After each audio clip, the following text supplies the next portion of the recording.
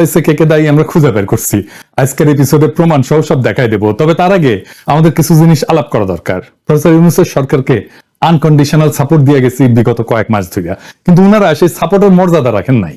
একটা সরকারকে তার নৈতিক কর্তৃত্ব যোগায় রাজনৈতিক দল, সেই রাজনৈতিক দলের কাজ আমরা করে দিছি, কিন্তু কয়েকজন খায়া না খায়া জীবনের ঝুঁকি নিয়ে আমার আর ইলিয়াসকে তো আওয়ামী লীগরা জবাই করার ঘোষণা দিছে, আর উপদেষ্টারা ক্ষমতা উপভোগ করে।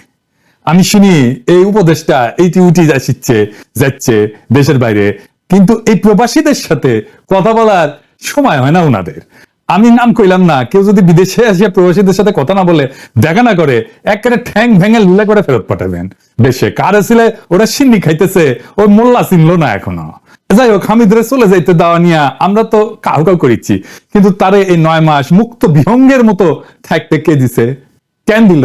আবার দেখেন, হাসিনার কোন প্রধান নির্বাচন কমিশনারকে গ্রেপ্তার করা হয়েছে, হয় নাই। সব কয়টা দুর্বৃত্ত নির্বাচন কমিশনের সদস্য এখনো মুক্ত। জোকার হামিদকে রিমান্ডে নিয়ে 2টা ডলা দিলে গড় গড় করে সব বলিয়ে দিত, কিন্তু তারা ধরবে না। কেন ধরবে না? এটাই বন্দোবস্ত, এটাই এলিট সেটেলমেন্ট যা হয়েছে 5 থেকে 7ই আগস্ট। এই এলিট সেটেলমেন্ট কে করছে? আমরা প্রথম থেকে বলছি বিপ্লবী সরকার করতে। কারা বাধা দিছে বিপ্লবী সরকার করতে? কারা এই বুড়া খাটাস উপদেষ্টাদের ঠাইসে ঠাইসে ঢুকাইছে, অপদার্থদেরকে ঠাইসে ঠাইসে ঢুকাইছে, এখনো ঢুকাইতেছে। কারা রিকমেন্ড করছে, নাম প্রস্তাব করছে উপদেষ্টাদের? এর প্রথম দায় ছাত্রদের। নাহিদ, আসিফ, মাহফুজ এই 3 জন ক্রুশিয়াল ভূমিকা রাখছে উপদেষ্টা সিলেকশনে। এরপরে দ্বিতীয় দায় হইতেছে আসিফ নজরুলের, সেই মূল ভূমিকা রাখছে রাজনীতির বাইরে সিভিল সোসাইটির তরফ থেকে। তৃতীয় দায় রাজনৈতিক দলগুলোর, যারা নাম দিছে, বিএনপি, জামাত সহ যারা নাম দিছে। আর তারপরে চতুর্থ হইতেছে সুশীল সমাজ, যারাও নাম টাম দিচ্ছে আর কি। এছাড়া যারা এই সরকারের নানাভাবে নিজেদের লোক ঢুকাইছে, যেমন আলী রিয়াজ, বদিউল আলম মজুমদার, শিরিন হক, এরকম স্টেক হোল্ডার আছে কিছু যারা সরকারের ঘনিষ্ঠ, তারা তাদের লোক ঢুকায়। উদাহরণ দেব, এই যে মনির হায়দার রে বিশেষ সহকারী করে ঢুকাইছে আলী রিয়াজ আর বদিউল আলম মজুমদার। কোন ক্রাইটেরিয়া নিছেন আপনারা? আমাদের কি কনক সরোয়ার ছিল না? তো ওরে নিতে পারতেন না ওই জায়গাটা? সেটা তো নিবেন না, সেটা তো নজরে আসবে না, চোখে পড়বে না। দিল্লি স্টারের গোলাম মর্তজারে ওয়াশিংটন পাঠিয়েছে প্রেস মিনিস্টার করে, তাও আবার সিনিয়র সেক্রেটারি র্যাঙ্কে, অ্যাম্বাসেডারের সাথে উপরে, বাসের সে কোনসি বড়, কোন লিখছে ওইটি? আলী রিয়াজ আর বদিউল আলম মজুমদার, খেয়াল রাখেন, এগুলো জবাব দিতে হবে আপনাদের। হ্যাঁ, ভাইবেন না পার পেয়ে যাবেন সামে, কোন মহাপুরুষ এসে আপনাকে বাঁচাবে না। হ্যাঁ, ঐক্যমত করিচ্ছেন, গোয়া দিলাম করতে পারবেন, লিখে রাখতে পারেন।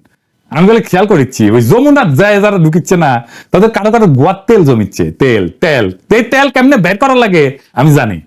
আইজার নাম টাম কইলাম না, আমি নাম ধরে কয়ে সব কয়টার আমল নামা কয়ে দেবো। যাই হোক, এই যা যা ঘটিচ্ছে এগুলো দায় কলে প্রফেসর ইউনূসকে নেওয়া লাগবে। ফাইনালি তো আপনি অ্যাপ্রুভ করিচ্ছেন, তাই না? অপদার্থতার দায় আপনারও নেওয়া লাগবে। আমি তো বাসা থেকে বাড়িত না, যদি না ওয়াকার গ্রিন সিগন্যাল দিত, তা আমি তাহলে বাসা থেকে বেরিয়েছে কার সাহসে? আসেন সেটাই না বুঝে দেখি। ওয়াকারের শক্তিতে ওই হারকুলিয়াস হয়ে গেছে, আর প্রফেসর ইউনূস সরকার সেটা ঠেকাইতে পারে না। এর দায় প্রফেসর ইউনূস সহ ওনার সরকারের সব উপদেষ্টাদের নিতে হবে, নিতেই হবে।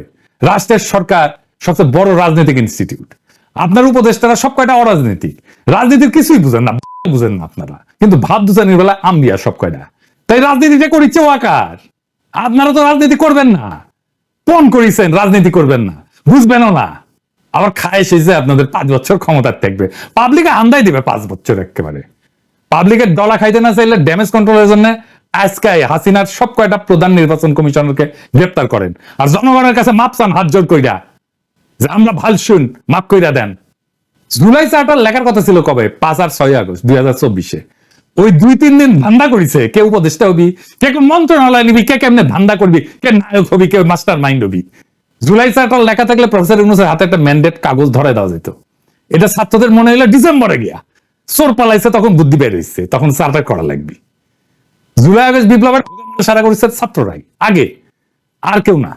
ছাত্ররা বুঝে নাই যে তারা জনগণকে তৈরি করে নাই, জনগণকে তৈরি করছে অসংখ্য মানুষ বিরাট সময় ধরে। ছাত্ররা কি পিয়াস করিমকে চেনে না? চিনতো? উনি একা ব্যাটিং করে গেছে একটা দীর্ঘ সময়, একা একা হাসিনার শাসনের বিরুদ্ধে। তুইন মালিকরা চেনে? সে কি ফাইটটাই না দিছে পিয়াস করিমের পাশে থেকে? তুইন মালিককে তো চিনে না ছাত্ররা। ছাত্ররা তো সব নায়ক হইতে গেছে, ক্রেডিট নিতে গেছে, ইতিহাস হইতে চায় নাই, মাস্টার মাইন্ড হইতে গেছে। এটা একটা কালেকটিভ অ্যাচিভমেন্টকে ছাত্ররা নিজেদের বলে দাবি করেছে, এখানে মেজর মিস্টেক। এখন এক বিগত কাপড় দিয়ে শরীর দেখতে হবে, একবার সামনে উদাম হয়, একবার পিছিয়ে উদাম হয়। প্রত্যেকদিন ঘুমাইতে যাই একটা চিন্তা নিয়ে যে আজকে কি ব্লান্ডারটা করে সরকার। আমি অনেকবার কইছি উপদেষ্টা পরিষদ পুনর্গঠন করতে, করে নাই প্রফেসর ইউনূস।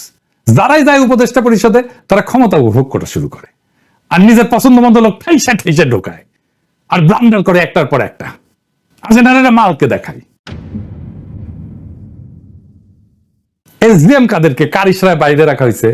ইনু যদি গ্রেপ্তার হইতে পারে, জিএম কাদেরকে কোন পুণ্য করিছে যে তারে অবাধে ঘুরতে দেওয়া হবে? আর তার দলের নেতা আনিসুল ইসলাম মাহমুদ, যে কিনা হাসিনা মন্ত্রী ছিল, তাকে এখন রাজনৈতিক সভা করতে দেওয়া হবে। হাসানুল হক ইনুর যা দায়, তার চাইতে কি জিএম কাদেরের দায় কম? আগস্টের 7 তারিখে মাইনের ভয়ে ওই কইছিল প্রফেসর ইউনূসের বিকল্প নাই, আমরা তারা সাহায্য করব। আবার পরের দিন আগ বাড়ায় কয় জীবন্ত কিংবদন্তি ডক্টর ইউনূস আমাদের অহংকার। কি হারামজাদা জাউরা জাউরা। আবার এখন কি বলে দেখেন, আমরা এই মুখে চাই না, আমরা ওনাকে সরকার প্রধান হিসেবে আমরা তাকে চাই না। তারা দেশকে পরিবর্তন করার জন্য কোনো কাজ করছেন না। আমরা এক বেশিরভাগকে বিদায় দিয়েছি, আমরা আরেকটি বেশিরভাগকে গ্রহণ করার জন্য নয়। তাহলে আপনারা কাউকে নির্বাচন থেকে বাদ দিতে পারবেন না। দেশকে বিভক্ত করে প্রত্যেক মানুষকে বাদ দিয়েছে আর অনেক দল দিলে সবসময় কোনদিন বছরে 50 ভাগের কম ভোট পাবে বাইরে, তাদের কোনো বাদ দিয়ে রেখেছে। কি বলছেন আমরা ঐক্যবদ্ধভাবে নির্বাচন করবো, মনে করছেন শুনছেন কেমন জাউরার জাউরা? ওরে আরামসে ঘুরবার দিচ্ছে প্রফেসর ইউনূস। তো ওই সাহসটা কে দিছে? জিএম কাদেরকে প্রফেসর ইউনূস আপনার সরকার দিছে। এটা আপনার অ্যাচিভমেন্ট। 9 মাসের মধ্যে অহংকার থেকে আপনার চায়না হয়ে গেছে। দুনিয়ার ভালসিন গুলারে ঢুকাইছেন না, না পারে কাম, না পারে দাবরানি দিতে, না পারে বিপ্লবকে রক্ষা করতে। ওই জিএম কাদের রে 2টা বাড়ি দিলে 3 নাম্বার বাড়ি দেওয়ার আগে আব্বা বইলা দেখবে। আপনি কন প্রফেসর ইউনূস, আপনার সাথে আপনার সরকারের সাথে জিএম কাদেরের কি বোঝাপড়া? আমরা জানতে চাই কেন প্রফেসর ইউনূসের সরকার জোকার হামিদকে পলায় যাওয়া নিয়ে কোনো বিবৃতি বা ব্যাখ্যা দেয় নাই। আর শিরিন শারমিন তো এখনো দেশে আছে, শোনা যায় ওয়াকারের তত্ত্বাবধানে আছে। ওরে ধরেন না কেন? হাসিনা রেজিমে তো সে 3rd মোস্ট ইম্পর্টেন্ট পারসন ছিল, নাকি ওয়াকারের জিম্মায় আছে জন্য 7 খুন মাপ? তারপরে পলাবে, পাবলিক রিয়াকশন হলে বলবে ইন্টারপোল দিয়া ধরায় আনবে। আমারও ইন্টারপোল দিয়ে ধরায় আনবে কইছিল হাসিনা পুলিশ, পলিটিশিয়ানরা ইন্টারপোল। এইবার আসেন দেখি কেমনে হামিদ পলাইলো। এই কাজটা করেছে এসবি। জাহাঙ্গীর ভাই কাছে সবাইকে আইনের আওতায় আনা হবে। একটা অপ্রত্যাশিত ঘটনা, এটার জন্য যারা দায়ী তাদের আমি অবশ্যই আইনের আওতায় নিয়ে আসবো। শুনেছেন দুঃখের কথা, উনি ওনার তদন্তটা ঠিক মতো করেন নাই। পুলিশের এসবি এখনো পুরোপুরি মনিরুলের লোকদের দখলে। 60 থেকে 70% লোক মনিরুলের লোক। অনলাইনে মনিরুল 2 দফায় বিশ্বস্ত অফিসারদের মিটিং করছে, বেনজির শতাধিক পুলিশ সদস্য নিয়ে মিটিং করেছে, লুকায় করে নাই, বলে কয়ে বেনজিং করেছে। বেনজির তার মিটিং এর কথা কনফিডেন্সের সাথে নিজেই মিডিয়া স্বীকার করেছে। আচ্ছা সবাই একবার ভাবেন তো, যে মনিরুল বেনজির গত 15 বছর যে সমস্ত অপরাধ করেছে, ওই কি একা একা করেছে, 2 জন মিলে করেছে, নাকি 2 জনের একটা অর্গানাইজ টিম ছিল? তারা অর্গানাইজ ক্রিমিনাল গ্রুপের মতো তারা তাদের কার্যক্রম পরিচালনা করেছে। এই টিমে এক একজনের এক এক ধরনের দায়িত্ব ছিল। কেউ ক্যাশিয়ার ছিল, টাকা গুনিছে, কেউ টার্গেট সিলেক্ট করেছে, কেউ অপারেশনস এর দায়িত্ব ছিল, কেউ লিগ্যাল সাইট দেখতো, কেউ বিভিন্ন ব্যবসায়িক প্রতিষ্ঠান এবং ব্যাংক থেকে চাঁদা আদায় করতো, কেউ গোল্ড স্মাগলারদের কাছ থেকে মাসে মাসে মাসওয়ারা নিত, কেউ সাপ্লায়ারদের সাথে কমিউনিকেশন রাখতো, কেউ আইসিটি এক্সপার্টদের সাথে যোগাযোগ রাখতো, কেউ হুন্ডি করার লোকজনদের ম্যানেজ করতো, কেউ অপারেশন করার আগে পুরো প্রক্রিয়া প্রেজেন্টেশন দিত, আর কেউ মিডিয়াতে স্পেস ব্রিফিং করার জন্য মিথ্যা স্ক্রিপ্ট লিখতো। এইভাবে মনিরুল আর বেনজির 2টা মাফিয়া সিন্ডিকেট গড়ে তুলেছিল। এই সিন্ডিকেট প্রচুর টাকা কামাইছে, বিদেশে পাচারও করেছে। সরকারি অর্থ লুটপাট করার জন্য এদের আবার আরেকটা টিম ছিল। এনে কেউ লজিস্টিক দেখতো, কেউ সাপ্লাই দেখতো, কেউ ইকুইপমেন্ট দেখতো, কেউ ফার্নিচার, কেউ হাসপাতাল কেনাকাটা, কেউ ডেভেলপমেন্ট, কেউ বিবিধ খরচ এর কার্যক্রমগুলো পরিচালনা করেছে। তাদের সবারই একটাই লক্ষ্য ছিল, উদ্দেশ্য ছিল অবৈধভাবে কত টাকা আদায় করে বেনজিরকে দেওয়া যায় আর মনিরুলকে দেওয়া যায়। আর এসবির এখন যে বর্তমান লাইন আপ, এর 60% অফিসারই মনিরুলের লোক। এখনো যদি মনিরুলের কথা এসবি চলে, তাহলে এর ভয়ঙ্কর ঘটনা আর কি হতে পারে? এখন তো এসবি টপ চিফ, সেও কি মনিরুলের কথায় চলে? আসেন একটু বুঝে দেখি। মনিরুলের পুরা সময় যে এসপি ইন্টেলিজেন্স দেখতো, সে কেমনে এখন এসবিতে কাজ করে। তার নাম হইতেছে মাহফুজা লিজা। এসপি কিশোরগঞ্জ আব্দুল হামিদকে ব্ল্যাকলিস্ট করে 26শে জানুয়ারি 2025 একটা চিঠি দিচ্ছে যে দেশের বাইরে যেন তাইটা যাইতে না দেওয়া হয়। সেই লিস্টের 39 নাম্বার নাম হামিদের। জামাত নেতা আবার হামিদের শ্যালক, দেখেছেন? উনিও নাকি গেছেন হামিদের সাথে। কোন জেলার পুলিশ সুপার যদি ইমিগ্রেশনের চিঠি পাঠায়, তাদের পাঠানোর নামটা সিস্টেমে থাকে, সিস্টেমে ঢুকাইতে হয়। পাসপোর্ট নাম্বার বা নাম দিয়ে ইমিগ্রেশন ঢুকাইলেই সার্চ দিলে অ্যালার্ট করে দেয় সিস্টেম, ওটা ঢুকায় নাই হামিদের নামটা। এবার দেখেন কে কি করেছে ইমিগ্রেশনে, এটা একটা জিডি করা হয়েছে, দেখেন জিডি স্ক্রিনশট আমি পড়ে শোনাচ্ছি। ওইটা অনেক যা যা হয়েছে সেটা করছি আর কি। টিজি 340 বিমানে যায় চিকিৎসার উদ্দেশ্যে ব্যাংককগামী যাত্রী আব্দুল হামিদ পাসপোর্ট নাম্বার দিয়ে দিছে। এটা সে পাসপোর্ট নাম্বার আর দেখায় না, যাই হোক ফোন নাম্বার গুলো দেখায় না আর কি।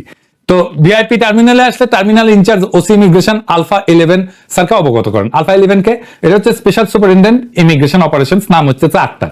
আক্তার কিন্তু আটকাইতে চাইছিল তাদের, তো আলফা 11 মানে হচ্ছে Akhtar. Alpha 11 sir NSI DGFI কে অবগত করেন। এনএসআই এর সহকারী পরিচালক সানাউল্লাহ নুরি, তার ফোন নাম্বার আছে, ওটা দেখায় না। এই যে অ্যাডিশনাল ডিআইজি আর এসএসসি ইমিগ্রেশন আসাদ একসময় জাতীয় সংসদে সার্জেন্ট আর্মস ছিলেন, তার সাথে হামিদের সখ্যতা ছিল। হামিদ তখন স্পিকার এবং ওসি ইমিগ্রেশন তাহসিনা আরিফ ও বরখাস্ত হয়েছে। তাহসিনা আরিফ ও এক্স আইজিপি শহীদুল হকের আত্মীয়, শরীয়তপুর বাড়ি কিন্তু। এখানে পুরা এসবি সিন্ডিকেটটা জড়িত, কিন্তু মূল দোষ এসবিসিফে। তাকে জানানোর পরেও সে কিভাবে ক্লিয়ারেন্স দিল? আর ক্লিয়ারেন্স দেওয়ার আগে ডিজিএফআই এনএসআই কে জিজ্ঞেস করে কি আছে? ইমিগ্রেশনের মেইন কন্ট্রোল তো এসবিসিফের, সেখানে উপদেষ্টাদের জানাইলো না, ক্লিয়ারেন্স নিল না কেন? পুলিশ চিফকে জানাইলো না, সে কেন পুলিশ সুপার কিশোরগঞ্জের চিঠি অনুযায়ী ইমিগ্রেশন সফটওয়্যারে ইনপুট দেওয়া হলো না নামটা? সে কেন এখনো মনিরুলের লোকজনকে রেখে দিচ্ছে? মনিরুলের খাস চামচা জঙ্গি নাটকের মূল হোতাগুলা বেশিরভাগই এখন এসবিতে। এই যে মাহফুজ আলী যা জঙ্গি ন্যারেটিভের রিসার্চ করতো প্রফেসর ইমতিয়াজের সাথে, এডিশনাল ডিআইজি হাসানুল জাহিদ পুলিশের কোয়ার্টার্সের এনআইসি থেকে জঙ্গি নাটক সাজাইতো। এই যে এসপি আশিকুর জঙ্গির নাম করে অপারেশনে মানুষ খুন করতো। তো এই additional DIG SB Ashiqur Rahman Palash মনিরুলের ভাড়াটা খুনি, সোয়াটে ট্রেনিং নিছে, বেশিরভাগ খুন এই করতো। গোলাম রসুল 2006 পর্যন্ত বিএনপি লেসপেন্সারি করেছে, 2007-এর -2 বাস্তবায়নে কাজ করেছে। পরে 2009-এর পর আওয়ামী লীগ সরকার তাদের খুব ভালো পদ না দিলেও তার চাকরি যায়নি এবং স্টাফ কলেজে তাকে রেখে দিছিল। কাজ করলো এসবি যাইতে দিল, এসবি সিপ যাইতে দিল। আর সেই হিসেবে তো কিশোরগঞ্জের এসপি নির্দোষ, তার শাস্তি দিয়েছে স্বরাষ্ট্র মন্ত্রণালয়। এই হইতেছে তার শাস্তি দেওয়ার নমুনা। এই গোলাম রসুল যখন পুলিশ স্টাফ কলেজে ছিল মুজিব কর্নার বানাইছিল, উদ্বোধন করছিল আসাদুজ্জামান খান কামাল। গোলাম রসুল 2013 সাল থেকে অতিরিক্ত ডিআইজি পদোন্নতি নিয়ে ঢাকায় চাকরি করে। বিপ্লব এবং আইজি ডাকাত শহীদুলের বিশ্বস্ত এবং আস্থাভাজন ছিল। 2007 সালে আওয়ামী সেজা পুলিশ সার্ভিস অ্যাসোসিয়েশনের সেক্রেটারি হয়। বর্তমানে স্বরাষ্ট্র উপদেষ্টাকে পটায় এসবিজিবের পোস্ট বাগাই নিছে। তার বাড়ি হইতেছে মুন্সিগঞ্জ। 11তম বিসিএস পুলিশে 1991 সালে জয়েন করে। প্রত্যেকটা পুলিশ অফিসে মুজিব কর্নার বানানোর আইডিয়া এই মালের। তাহলে কারা কারা এই কাজে যুক্ত ছিল সবই তো দেখলেন। জাহাঙ্গীর সাহেব এসবিসিফে সরান। এইবার আসেন ফাইনালি বলি, আমাদের ঘটনা একটা জিনিস ভালো হয়েছে। কি হয়েছে জানেন? হামিদ যাচ্ছিল নতুন ফ্রেশ আওয়ামী লীগ তার নেতৃত্বে কিভাবে হবে তার মিটিং করতে। সে ফিরে আসতো আওয়ামী লীগ কেমনে পুনর্গঠন করা হবে তার ইন্ডিয়ান নসিহত নিয়ে ইন্ডিয়ানদের সাথে মিটিং করতে যাচ্ছিল এবং হাসিনার সাথেও মিটিং করতে যাচ্ছিল। এখন আর ফিরবে না ডরে। তার মানে হাসিনা বাদে বিশুদ্ধ আওয়ামী লীগ গড়ার প্ল্যান অঙ্কুরে বিনষ্ট। ভালোই হয়েছে, জোকার হামিদ পলায় নাই, তারে পালাইতে দেওয়া হয়েছে। এটা শুধু প্রশাসনিক ব্যর্থতা না, এইটা একটা সুপরিকল্পিত এলিট ক্রাইম। আমরা কে কোথায় কিভাবে তারে ফ্রি পাস দিছে, কোথায় ক্লিয়ারেন্স দিছে সব খুঁজে বের করেছি, নামদাম দিছি, প্রমাণ সহ দেখাইছি। কিন্তু এর আগে একটা জিনিস পরিষ্কার করে বলি, আমরা যেই সরকারের শর্তহীন সাপোর্ট দিছিলাম সেই সরকার আমাদের পিছে যেন ছুরি না মারে। মারলে কলে কোনো মাপ নাই। আমরা মনে করতেছি আপনারা ছুরি মারার চেষ্টা করতেছে। আপনার উপদেষ্টা হয়েছেন জনগণের রক্ত ঘাম আর ত্যাগের বিনিময়ে। আমরা খাই নাই, ঘুমাই নাই, মরতে বসছি, আর আপনারা হোটেল আর হেলিকপ্টারের জন্য উপদেশ বিলাইতেছেন। লজ্জা করে না? রাজনীতি বুঝেন না, পাবলিকের মুখ দেখেন না, মাঠ চেনেন না, তবুও ভাবেন এই রাষ্ট্র আপনারা চালাইবেন। এইটারে রাষ্ট্র চালানো, সরকার চালানো বলে না, এটা হইতেছে সুশীল গ্যাং